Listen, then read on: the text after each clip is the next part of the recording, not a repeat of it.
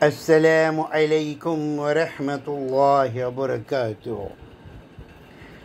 কেমন আছেন বন্ধুরা? আশা করি সকলেই ভালো আছেন, ভালো থাকেন এই দোয়াই করি। কিছু কথা বলার জন্য আপনাদের সম্মুখে আসলাম। কথাগুলি দয়া করে শুনবেন ধৈর্য সহকারে। ভালো লাগলে লাইক কমেন্ট শেয়ার করবেন। বলছিলাম এখনকার বাংলাদেশের অবস্থার সম্বন্ধে।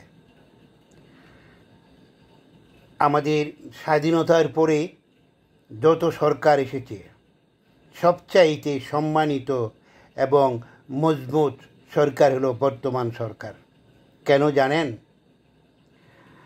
আগেকার সরকারগুলা নির্বাচনের মাধ্যমে কেন্দ্র দখল করে, কিলাকিলি মারামারি করে, জোর করে, আন্দোলন করে, ভোট চুরি করে ক্ষমতায় এসেছে।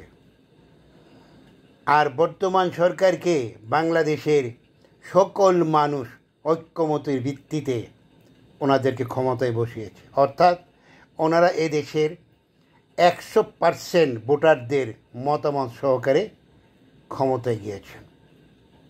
সবচেয়ে পাওয়ারফুল গভর্নমেন্ট। ওনারা যে প্রতিজ্ঞাগুলি করেছেন, এদেশকে দুর্নীতিমুক্ত করবেন, এদেশে কোনো বৈষম্য থাকবে না, মানুষ হত্যার বিচার হবে, সব কিছু করার পরে ওনারা দেশে নির্বাচন দিবে, এটাই সঠিক কথা। যারা এখন নির্বাচনের জন্য খুব তাড়াহুড়া করছেন, তাদের ভবিষ্যৎ কি ভালো,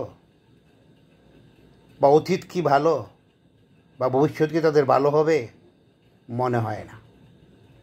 পিনাকি ভট্টাচার্য বিএনপির নেতা মির্জা আব্বাস সম্বন্ধে ইউটিউবে যে কথাগুলো বলেছেন, ফেসবুকে যে কথাগুলো বলেছেন, যদি এগুলি সত্য হয়ে থাকে, তাহলে বিএনপি ক্ষমতা থাকা অবস্থায় যদি একজন জিরো লোক একটি ঢাকা ব্যাংকের মালিক হতে পারে, তাহলে বাকিরা কি চুরি করেছে?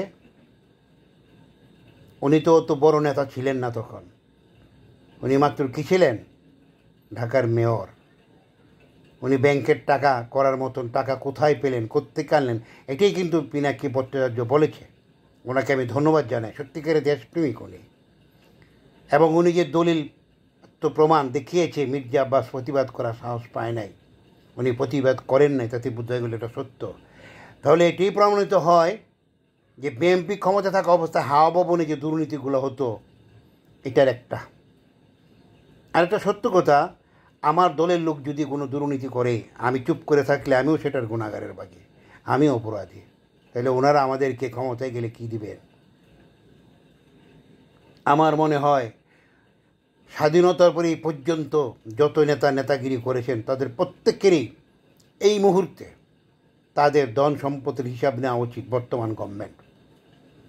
তারা মন্ত্রী এমপি হওয়ার আগে তাদের টাকা পয়সা কীরকম ছিল, বর্তমানে তারা কীরকম টাকা পয়সা আছে, যদি তার সাথে গরমিল পাওয়া যায়, অবশ্যই তাদেরকে বিচারের আওতায় আনতে হবে।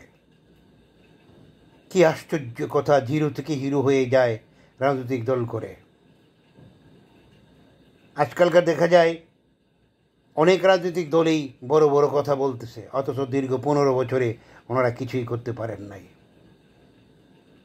কাজে আমার মনে হয় বর্তমান গভর্নমেন্ট কত বছর ক্ষমতায় থাকবে সেটা ডিসিশন নেবে সাধারণ জনসাধারণ।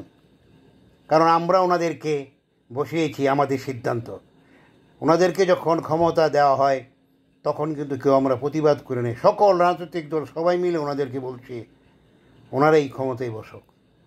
আমার মনে হয় সবচেয়ে উত্তম হয় ডিসেম্বরে না জুনে না নির্বাচন কখন হবে, প্রেসিডেন্ট জিয়ার মতন বর্তমান গভর্নমেন্ট একটা হ্যাঁ না ভোটের ব্যবস্থা করা হোক।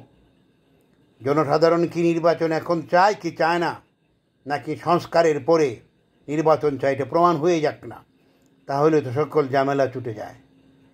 ওনারা হুমকি প্রদান করতেছেন, আপনারা আন্দোলন করবেন, লোম চিনতে পারবেন না, আপনাদের সাথে কোনো লোক নাই। ঢাকা শহরে 210,000 লোক জমা করলে লোক হয় না। মানুষ আপনাদের খাটাই খাইছে, আওয়ামী লীগের খাটাই খাইছে, বিএনপির খাটাই খাইছে, জাতীয় পার্টির খাটাই খাইছে, সবার খাটাই খাইছে। সব কয়টা দলের মধ্যে চুরে ভর্তি, চুল লুচ্চা ভর্তি। যদি দেশ গড়ার কাজে আসতে চান, তাহলে চুল্লুত্তাগুলি দল থেকে বহিষ্কার করুন। ভালো সৎ লোক নেতা বানানোর চেষ্টা করুন, তাহলে হয়তো আপনাদের ভবিষ্যৎ ভালো হবে, নতুবা নয়। আওয়ামী লীগকে ব্যান করলে কী লাভ হবে? আমি নতুন দল যারা করেছেন তাদেরকে আহ্বান জানাচ্ছি, আওয়ামী লীগকে ব্যান করার কথা মোটেও বলবেন না। আওয়ামী লীগকে ব্যান করলে কিন্তু আওয়ামী লীগের ভোটারগুলো চলে যাবে তাদের ওই জাতিবাহী বিএনপির দলে, কারণ দুজনেই তো লুটেরা ছিলেন, দেশকে লুট করেছেন। কাজে আওয়ামী লীগকে ব্যান না করে আওয়ামী লীগকে নির্বাচন করার সুযোগ দিন, তাইলে আওয়ামী লীগের ভোটগুলো বিএনপি পাবে না। আপনাদের নতুনদেরকে যারা ভালোবাসে তারা যদি মনে করে দেশের মানুষ যে আমরা নতুনদেরকে ক্ষমতায় আনবো, আপনার বিপুল ভোটে জয়লাভ হবেন, একটা মনে রাখবেন। কাজেই দল ব্যান করার সংস্কৃতি থেকে বেরিয়ে আসুন। সুন্দরভাবে আওয়ামী লীগের যে নেতারা অপরাধ করেছে তাদের বিচার হবে, এবং তাদের বিচার হওয়ার পরে এই দেশে নির্বাচন হবে। এটাই হওয়া উচিত যদি তারা অপরাধী হয়ে থাকে। আর যদি অপরাধী না হয়ে থাকে, কোর্টে প্রমাণ করা না যায়, তাদেরকে ছেড়ে দেওয়া হবে। এটা হলো সত্যিকারের নেই বিচার প্রতিষ্ঠিত করতে হবে। নেই বিচার প্রতিষ্ঠিত করার পর, দুর্নীতিমুক্ত বাংলাদেশ করার পর আমরা দুর্নীতিমুক্ত কলঙ্কমুক্ত নেতা যাই, তাহলে সোনার বাংলা করা হবে, নতুবা নয়। ধন্যবাদ।